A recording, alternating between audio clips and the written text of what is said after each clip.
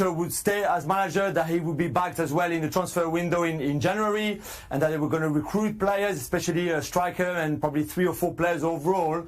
So it looked like Solskjaer would be given time and also reinforcements to strengthen his squad and hopefully have a better end of the season, or 3/4 of the season than the first quarter so far. However, he's always obviously under pressure with the game against Liverpool on Sunday at home, whether to get beaten heavily, the pressure will intensify on Solskjaer, but I still think that anyone coming for him, whether that's Allegri or someone else, is still long far away. Craig, you're in charge of Manchester United. How quickly you pull the trigger on this swap? On this swap? I don't know. I mean, no one's been more critical of the Ole Gunnar Solskjaer hire than you. Oh, a lot of people have been critical. From jump. Yeah, but as Joe said, Liverpool, Sunday could change the narrative quite a lot. What we do know is that Manchester United talking riddles of rhetoric, and I'll not have anybody tell me that internally they are convinced by Ole Gunnar Solskjaer. They are unconvinced about this guy, in charge of such a big football club and such a big rebuild. So they can talk about spending in January all they want and spending in the summer all they want. But they had an opportunity last January and they had a big opportunity this summer. They did a little bit of business, but not a lot of business, including selling one of their key strikers right near the deadline day and not replacing them.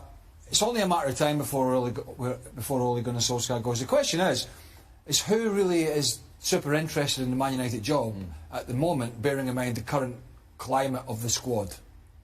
And that's exactly the point, that if you don't know what the plan is for the organization as a whole, what is our identity, what is our structure, what is it that we want to do, what is the plan for the future, and how do we get there, then what manager in the right mind, in the upper level, in the top tier of managers that could potentially be out there would say, yeah, I'm going to go in that direction even though there is no direction. So United no longer top-tier job? Well, it is a top-tier job in the sense that it's a big name, but as it pertains to the players that are available to you and as it pertains to what the plan is for the club and the organization as a whole, then no, there are better jobs out there. Jules, you got Ed Woodward in charge. You got a possibility of maybe no European football. How interested would Max Allegri really be? How good of a fit would it really be for him to make the move to Manchester United? Oh, I think Allegri would certainly, be really either top of the list or really close to the top of the list. There's not many managers with that kind of pedigree who are available right now. There's Jose Mourinho and Max Allegri, and that's pretty much it. Then you look down to people like Laurent Blanc and stuff like that. But Allegri and Mourinho are certainly the two stand out. Mourinho can't come back to Old Trafford, that's for sure. So then Allegri, who has been learning English for a few months now, who you would expect the language to be okay, at least to arrive before learning a bit more. It would make a lot of sense, and I agree with what Alan and Craig just said. I just think maybe there's people at United who think, okay, this is still a bit early in the season, which it is in fairness. However, we've seen already a lot of flaws in this United team, in Ole Gunnar Solskjaer, in his management, in his tactical awareness as well, and they're 12th in the table. And how far could they go down until a decision is being ready to be taken? Shaka, time right? Yes, if you're Manchester United, the time is now to act. Listen, if these stories are originating in Italy, as Julian suggests, you have to think that Allegri or his representatives have played some part in leaking this information. And if you're Manchester United and you're thinking long-term and you're not convinced by Solskjaer, and let's be honest, why would you? And you're starting to think about who the next manager is, Allegri already at the top of the list, but then saying that any big club who is considering changing their manager, Allegri will be top of their list as well. And Manchester United right now are a damaged brand. And if somebody else, for argument's sake, let's say PSG, decide we've had enough of Tuchel, I'm just throwing that out there, and then they get involved in the race, PSG is more likely the destinations. So you act now while he's still available. Manchester United, of course, facing Liverpool on the weekend. The Premier League table gives you a pretty good idea of the gap between these two teams. 11 spots, 15 points. Of course, Manchester United, just 2 wins from their first 8.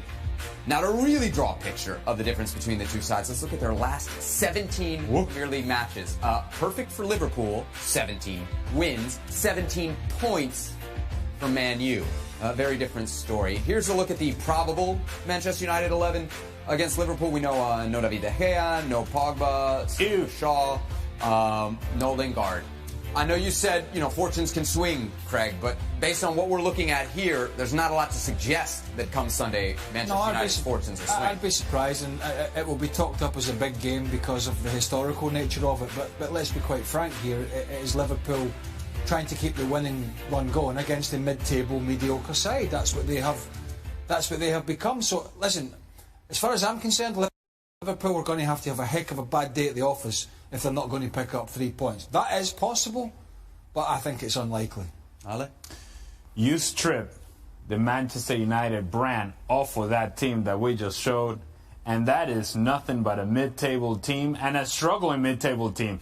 A team that within a couple of results is in a relegation battle. And so there is no real argument to make for Manchester United in this game other than the fact that maybe in rivalries you throw everything aside and something special may happen. Not happening. This is all about Liverpool, how they approach the match, and if they do it in the way that we have seen it in the past, which is being perfect in the last 17 matches, I expect that to continue. Even with everybody being fit, I've seen nothing from Manchester United to suggest that they're going to make a fist of this.